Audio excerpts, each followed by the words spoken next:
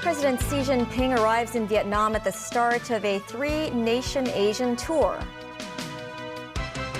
Donald Trump says he will announce tariff rates on imported electronics over the next week. And the health risk category for the Air Quality Health Index reaches the very high level.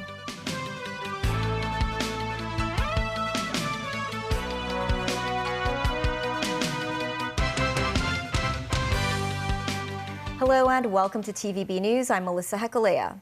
President Xi Jinping says no one wins in a trade war as he kicks off a diplomatic tour in Vietnam, reiterating China's commitment to global trade against the backdrop of U.S. trade tariffs.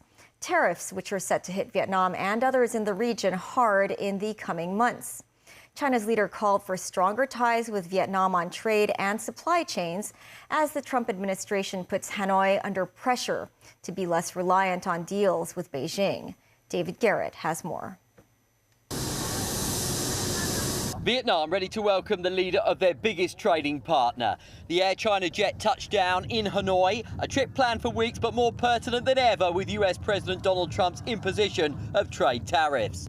President Xi Jinping down the steps and then along the red carpet, having released a written statement ahead of the trip. Xi wrote he's looking forward to an in-depth exchange with Vietnamese leaders. Their conversation on common concerns can have global impact. She was quoted in an article in the newspaper of Vietnam's Communist Party as saying there are no winners in trade wars and no way out of protectionism. China is dealing with 145% tariffs on exports to the US. Vietnam could be under 46% tariffs by July. Trump is targeting countries which he believes act as a conduit for Chinese exports. Under pressure, Hanoi is tightening controls on some Chinese trade. Vietnam, as a major industrial assembly hub, has business with both economies. The country of 100 million imports goods worth $30 billion from Beijing, but exports more than $31 billion to America. China is offering loans to Vietnam to help them improve their railways in what should be a boost to cross-border trade. As the presidential motorcade made its way through the Vietnamese capital, thousands lined the streets to welcome Xi as he maps out a big week of diplomacy. Ahead of trips to Cambodia and Malaysia later this week, yesterday, Xi vowed to deepen China's partnership with Indonesia. In a telephone call with President Prabowo Subianto, Xi told his counterpart their ties also have global significance, with Prabowo also under mounting pressure from Donald Trump's trade tariffs. Xi Jinping offering support and fostering relations across the region. David Garrett, TVB News. The World Internet Conference Asia Pacific Summit opened in Hong Kong today. This is the first time the event has been hosted in the city. The two-day summit kicked off at the Convention and Exhibition Center. Chief Executive John Lee and Zheng Yangxiong, the director of the central government's liaison office, were among the dignitaries at the opening ceremony. The summit was attended by 30 countries and regions, with a focus being on the development of artificial intelligence and digital technology.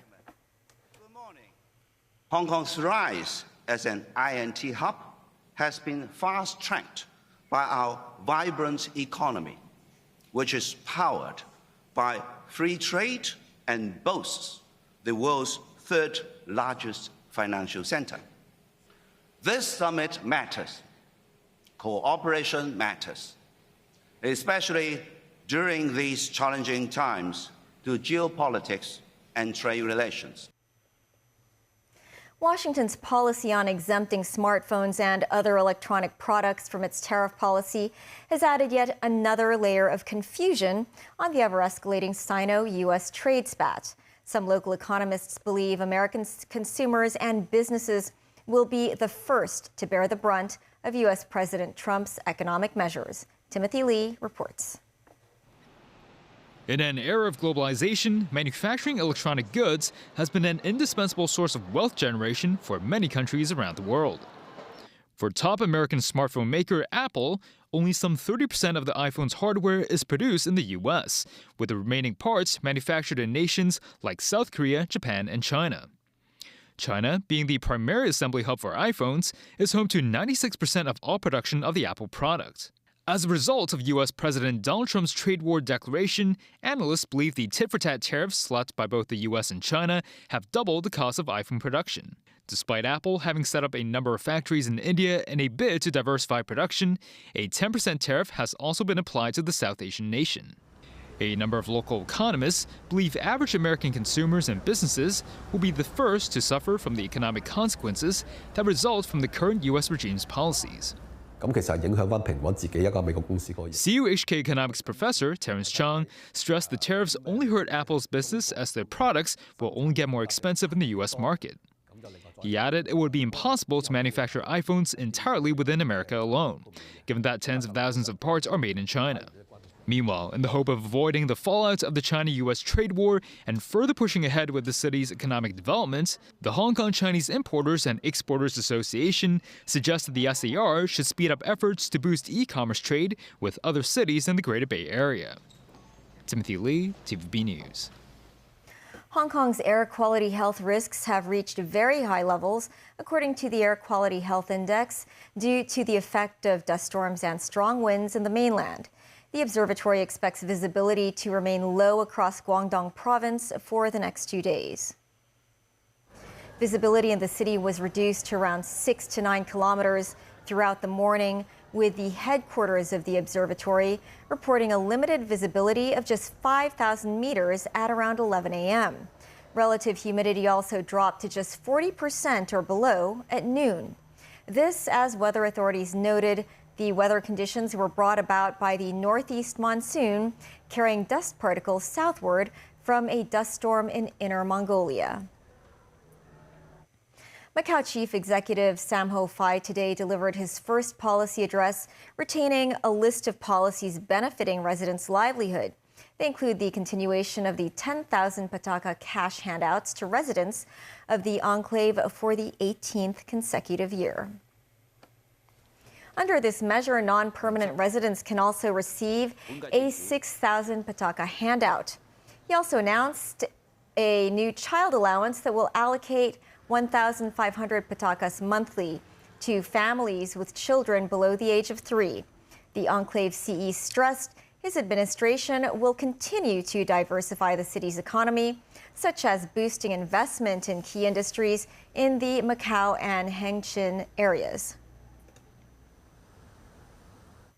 The Immigration Department estimates about 6.04 million people will pass through the city's control points over the Easter holiday.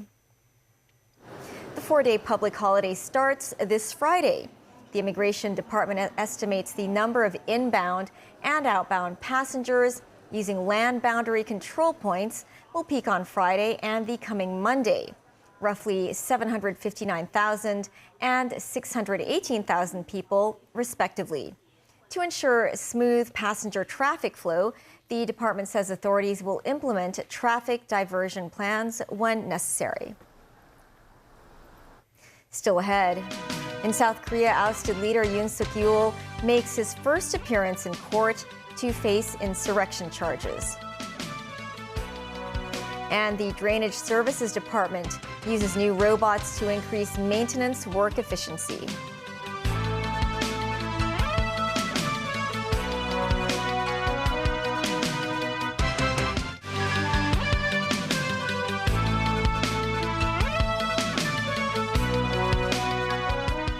South Korea's ousted leader Yoon Suk-yeol argued that his brief martial law declaration in December last year was not a coup attempt.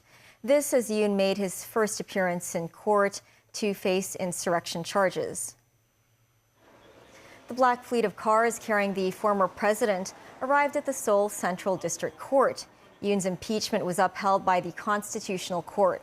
These criminal charges, which he denies, also relate to his martial law decree in December.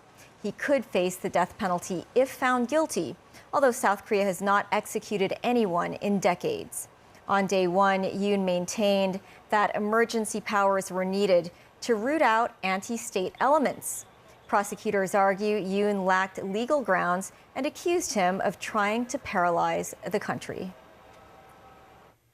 At the Vatican, a convalescing Pope Francis greeted the crowd in St. Peter's Square on Palm Sunday. in yet another reassuring public sign of his recovery from a life-threatening battle with double pneumonia. The 88-year-old pontiff greeted well-wishers while he made his way onto the stage during a Palm Sunday Mass.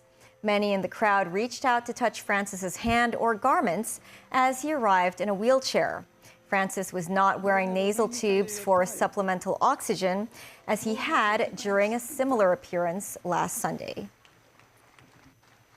And back locally, the Drainage Services Department today introduced new robots to increase maintenance, work efficiency, and safety. The department aims to incorporate innovative technology into its work to handle adverse weather conditions and regular inspections. Musin reports. This machine is called the Mobile Powerful Pumping Robot. Recently introduced by the Drainage Services Department, this wireless water discharge robot is capable of draining 800 cubic meters of water per hour. It can be in operation for 8 consecutive hours. These 3 wireless robots are for desilting purposes and can handle different drainage channel environments. The Drainage Services Department said the robots can support its work in handling incidents caused by adverse weather conditions, including flooding. To prevent floodwater from overflowing in the city, the department is working on a barrier and nullah improvement scheme in Yunnan, a district that faces an increasing risk of flooding because of land development and climate change. The scheme includes building automatic flood barriers and stormwater pumping stations. The project started in May 2023, and authorities expect it to be finished by 2030. In a press conference, the Drainage Services Department said it would do its best to ensure the city will not be affected by the adverse weather this year. At the present stage, we haven't set any KPI, as we know, because of the uncertainty of the adverse weather. It depends on the individual cases that how much time is required to handle and remove the flooding incident in each case. So it is not easy. I would say it's very difficult to set a universally applicable KPI, for example, deployment or times to remove the flooding incident. But we will do our best. Musin, TVB News. That's the news. Thanks for watching. Pearl Magazine is up shortly. See you then.